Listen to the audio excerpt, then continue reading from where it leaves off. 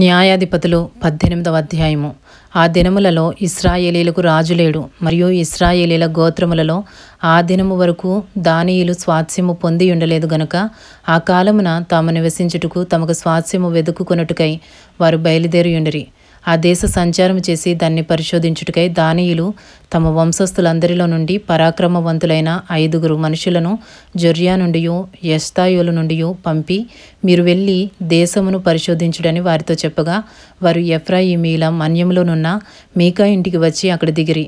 వారు మీకా ఇంటి యొద్దనున్నప్పుడు లేవీయుడైన ఆ యవనుని స్వరమును పోల్చి ఆ వైపునకు తిరిగి అతనితో, ఎవడు నిన్ను ఇక్కడికి రప్పించను? ఈ చోటున నీవేమి చేయుచున్నావు? ఇక్కడ నీకేమి కలిగి ఉన్నదని అడుగగా, అతడు మీకా తనకు చేసిన విధము చెప్పి, మీకా నాకు జీతమిచ్చుచున్నాడు, నేను అతనికి యాజకుడనై ఉన్నానని వారితో చెప్పెను. అప్పుడు వారు, మేము చేయబోవు పని శుభమగునో కాదో మేము తెలుసుకున్నట్లు దయచేసి దేవుని యొద్ద విచారించుమని అతనితో అనగా, ఆ యాజకుడు క్షేమంగా వెల్లుడి, మీరు చేయబోవు పని యెహోవా దృష్టికి అనుకూలమని వారితో చెప్పెను. కాబట్టి ఆ 5 మనుషులు వెళ్ళి లాయిషునకు వచ్చి, దానిలోని జనము సీదోనీయుల వలె సుఖముగాను నిర్భయముగాను నివసించుటయు, అధికార బలము పొందిన వాడెవడనూ లేకపోవటయు, ఏమాత్రమైనను అవమానపరచగల వాడెవడనూ ఆ దేశంలో లేకపోవటయు, వారు సీదోనీయులకు దూరస్థులై ఏ మనుషులతోనూ సాంగత్యము లేకుండాటయు చూచిరి. వారు జొర్యాలోను ఎష్తాయోలులోను ఉండు తమ స్వజనుల యొద్దకు రాగా, వారు మీ తాత్పర్యమేమిటని అడిగిరి. అందుకు వారు, లెండి, వారి మీద పడుదము, ఆ దేశమును మేము చూచితిమి, అది బహు మంచిది, మీరు ఊరకనున్నారేమి? ఆలస్యము చేయక బయలుదేరి ప్రవేశించి ఆ దేశమును స్వాధీనపరుచుకునుడి. జనులు నిర్భయముగానున్నారు గనుక మీరు పోయి వారి మీద పడవచ్చును. ఆ దేశము నలుదిక్కులా విశాలమైనది, దేవుడు మీ చేతికి దాన్ని అప్పగించును. భూమిలోనున్న పదార్థములలో ఏదియూ అచట కొదవలేదనిరి.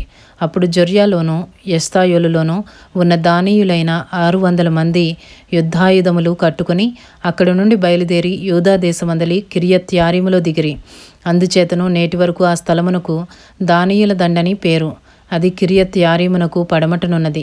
అక్కడ నుండి వారు ఎఫ్రాయిమీల మన్య ప్రదేశమునకు పోయి మీకా ఇంటికి వచ్చిరి. కాబట్టి లాయిషు దేశమును సంచరించుటకు పోయిన ఆ 5 మనుషులు తమ సహోదరులను చూచి, ఈ ఇండ్లలో ఏఫోదును గృహదేవతలను చెక్కబడిన ప్రతిమయు పోత విగ్రహమును ఉన్నవని మీరెరుగుదురా? మీరేమి చేయవలనో దాని యోచన చేయుడనగా, వారు ఆ తట్టు తిరిగి లేవీయుడైన ఆ యవనుడున్న మీకా ఇంటికి వచ్చి అతని కృస్సుల ప్రశ్నలు అడిగిరి. దానీయులైన ఆ 600 మంది తమ యుద్ధాయుధములను కట్టుకొని గవిని వాకిట నిలుచుండగా, దేశమును సంచరించుటకు పోయిన ఆ 5 మనుషులు లోపల చొచ్చి ఆ ప్రతిమను, ఏఫోదును, గృహదేవతలను, పోత విగ్రహమును పట్టుకునిరి. అప్పుడు ఆ యాజకుడు యుద్ధాయుధములు కట్టుకున్న ఆ 600 మంది మనుషులతో కూడా గవిని ఎదుట వాకిట నిలిచియుండెను. వీరు మీకా ఇంటికి పోయి చెక్కబడిన ప్రతిమను, ఏఫోదును, గృహదేవతలను, పోత విగ్రహమును పట్టుకునేటప్పుడు ఆ యాజకుడు, మీరేమి చేయుచున్నారని వారిని అడుగుగా, వారు, నీవు ఊరకుండుము, నీ చెయ్యి నీ నోటి మీద ఉంచుకొని మాతో కూడా వచ్చి మాకు తండ్రివిగాను యాజకుడివిగాను ఉండము. ఒకని ఇంటి వారికే యాజకుడివై ఉండుట నీకు మంచిదా? ఇశ్రాయేలీలలో ఒక గోత్రమునకు కుటుంబమునకు యాజకుడివై ఉండుట మంచిదా అని అడిగిరి. అప్పుడు ఆ యాజకుడు హృదయమున సంతోషించి ఆ ఏఫోదును, గృహదేవతలను, చెక్కబడిన ప్రతిమను పట్టుకుని ఆ జనుల మధ్య చేరెను. అట్లు వారు తిరిగి చిన్నపిల్లలను, పశువులను, సామాగ్రిని తమకు ముందుగా నడిపించుకుని పోయిరి.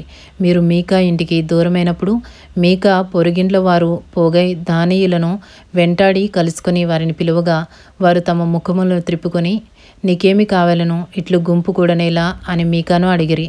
అందుకతడు, నేను చేయించిన నా దేవతలను, నేను ప్రతిష్ఠించిన యాజకుని మీరు పట్టుకుని పోవుచున్నారే, ఇక నా యొద్ద ఏమీ ఉన్నది? నీకేమి కావాలని అనుచున్నారే?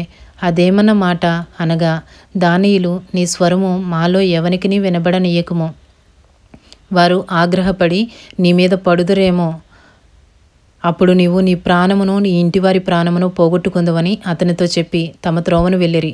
వారు తనకంటే బలవంతులని మీకా గ్రహించిన వాడై తిరిగి తన ఇంటికి వెళ్ళిపోయాను.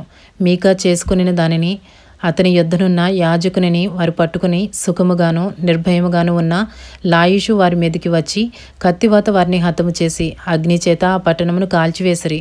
అది సీదోనుకు దూరమైనందునను వారికి అన్యులతో సాంగత్యమేమీ లేనందునను వారిలో ఎవడనూ తప్పించుకొనలేదు. అది బేత్రే హోబునకు సమీపమైన లోయలోనున్నది. వారొక పట్టణమును కట్టుకుని అక్కడ నివసించిరి. ఇశ్రాయేలుకు పుట్టిన తమ తండ్రి అయిన దానును బట్టి ఆ పట్టణమునకు దాను అని పేరు పెట్టిరి. పూర్వము ఆ పట్టణమునకు లాయిషు అను పేరు. దానియులు చెక్కబడిన ఆ ప్రతిమను నిలుపుకొనిరి. మోషే మనుమడును గెర్షోను కుమారుడునైన యోనాతానను వాడును వాని కుమారులను ఆ దేశము చెరపట్టబడు వరకు దానియుల గోత్రమునకు యాజకులై ఉండిరి. దేవుని మందిరము షిలోహులోనున్న దినములన్నిటను వారు మీకా చేయించిన ప్రతిమను నిలుపుకొని ఉండిరి. ఇంతటితో న్యాయాధిపతులు 18వ అధ్యాయము సమాప్తము.